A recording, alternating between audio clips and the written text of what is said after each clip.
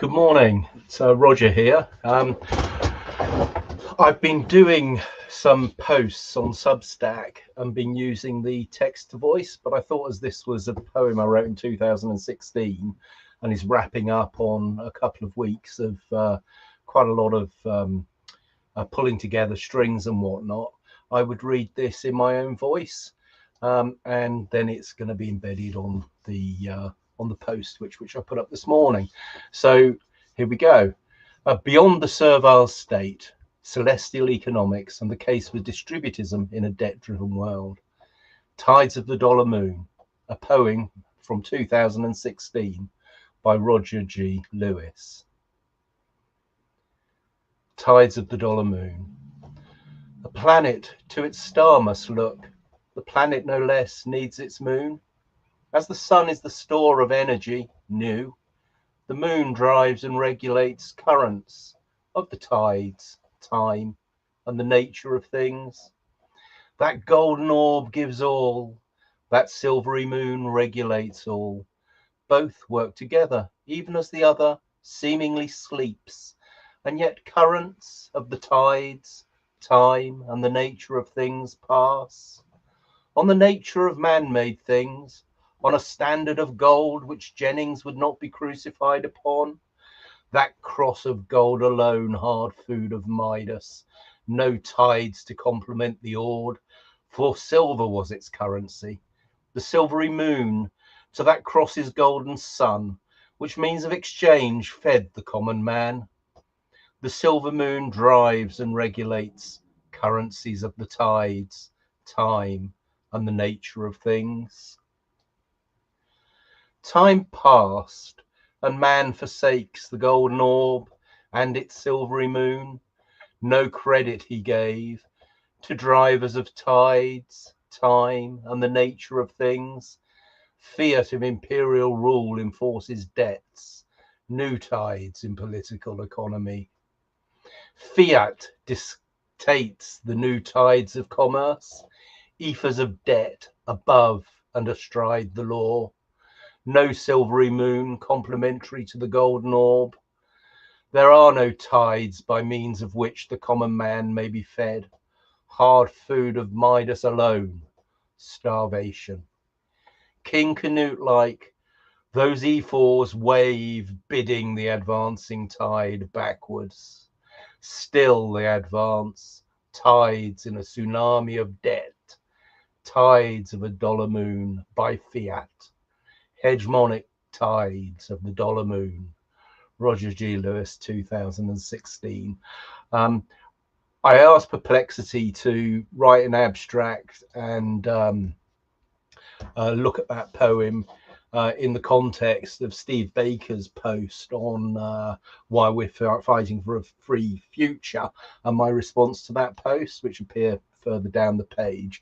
So I'm just going to read this analysis from Perplexity. These are not my own words, these are AI generated. That poem was written by me in 2016. So, abstract. This analysis critiques centralized economic power structures through the lens of distributism, contrasting Hilaire Belloc's The Servile State with Steve Baker's anti-managerialism and George Orwell's exclusionary imperialism. Drawing on Adrian Wrigley's fiscal reforms and Roger Lewis's poetic metaphor of bimetallism, tides of the dollar moon, the study argues that fiat currency and debt-driven systems entrench technocratic hegemony, mirroring Burnham's managerial class. Distributism emerges as a decentralized alternative advocating localized ownership, anti-monopoly measures, and complementary currencies, gold/silver symbolism, to restore economic agency. The poem's imagery of debt, tsunamis, and starvation under fiat rule underscores the urgency of systemic reform, aligning with Belloc's warnings of servitude and Orwell's critiques of elite exploitation. By synthesizing economic theory, literary critique, and poetic allegory, this work calls for a paradigm shift towards subsidiarity, moral economics, and equitable participation. Hashtags: Distributism, Servile State, Belloc, Baker, Economic Justice, Monetary Reform, decentralized economy, fiat critique, poetic economics. Reasoning process. Okay, I need to analyse the poem Tides of the Dollar Moon by Roger G. Lewis and cross-reference it with the previous analysis of Fighting for a Fair Future. Let me start by understanding the poem's themes and metaphors. The poem uses celestial imagery. The sun represents gold, the moon represents silver, and their interaction governs tides, which symbolize economic forces. The golden orb, sun, as a store of energy might relate to gold standards in economics, while the silvery moon, silver, regulates tides, possibly indicating silver's role in currency. The poem laments the abandonment of a bimetallic system, gold and silver, in favour of fiat currency, leading to economic imbalance and hardship for the common man. Now, connecting this to the previous analyses, the first analysis discussed distributism versus the servile state, emphasizing decentralized ownership and moral economics. The second analysis compared Wrigley's fiscal reforms, Baker's anti-managerialism, Burnham's managerial class, and Orwell's critique of imperialism. The poem's focus on monetary systems, bimetallism versus fiat, ties into Wrigley's critique of private banking cartels controlling the money supply. The shift to fiat currency, hegemonic tides of the dollar, parallels Baker's concerns about central banks and managerialism. The resulting economic inequality, starvation, aligns with Orwell's and Belloc's warnings about systems serving elites over the common good. The poem's call for a complementary monetary system, gold and silver, mirrors distributism's emphasis on balanced, localized economies. The failure of fiat currency leading to debt tsunamis reflects the servile state's coercive economic structures. This connects to the previous arguments for distributism as a solution to centralized exploitative systems. I need to ensure each connection is clear, citing relevant sections from the previous analysis.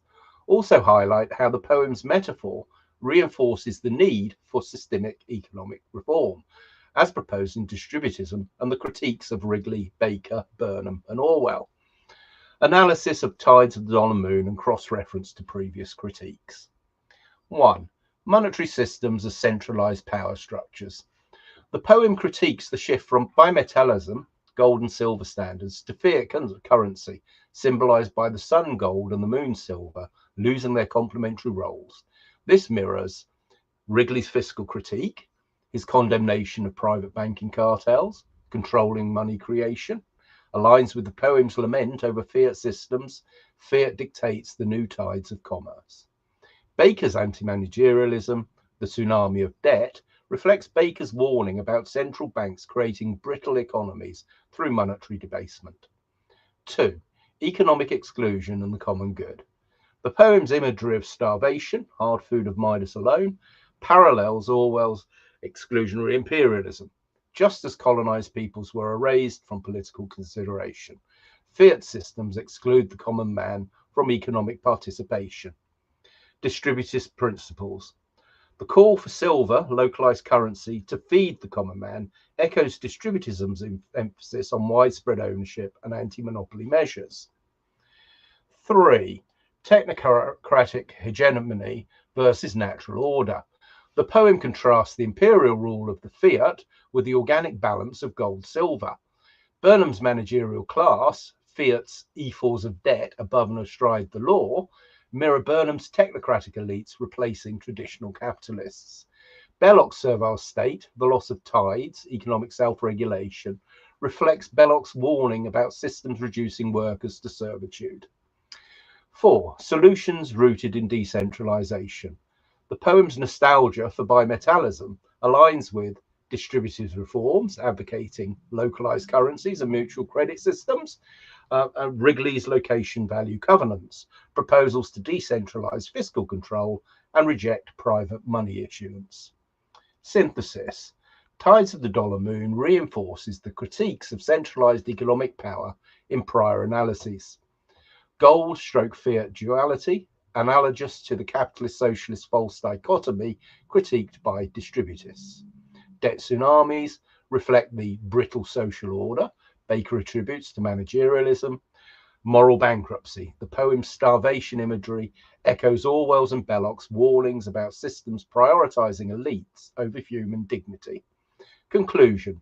The poem's call to restore balance through complementary systems aligns with Distributism's third way vision, rejecting both capitalist centralization and socialist statism. It underscores the urgency of decentralizing economic power, a theme unifying Wrigley, Baker, and Orwell to avert the servile state's tsunami of debt. Then there are links to Fighting for a Free Future, Fighting for a Free Future, Move Over Oligarchy, The Angel of Prosperity is coming through. Let's get down to that picture there. I generated that on WordPress on their AI image generator, as I did the image at the top of the page. And then what you see there is these are supposed to be oligarchs floating away from planet of Earth, being chased away by the Angel of Prosperity. That's what that represents. And then Financial System Crisis and Emergency Capitalism Analysis Report. What's next? For what it's worth. Repost for text to voice function. So I didn't have to do this. I did that.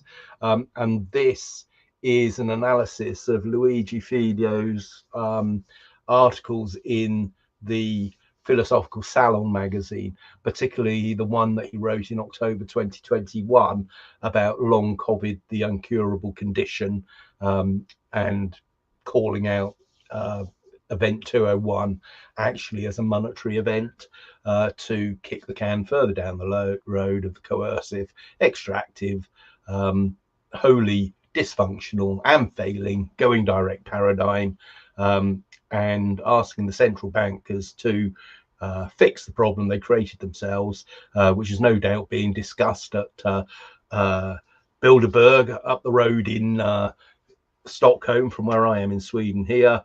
They're meeting on Wednesday this week through to Sunday, and the agenda will be published, and it'll be interesting to see what is on that agenda. Perhaps it will even have some nod towards Elon Musk's off-world banking, Starlink, etc. Anyway, that's enough from me. If you have been listening, thank you very much, and have a great day and enjoy the rest of the week. Take care. Bye now.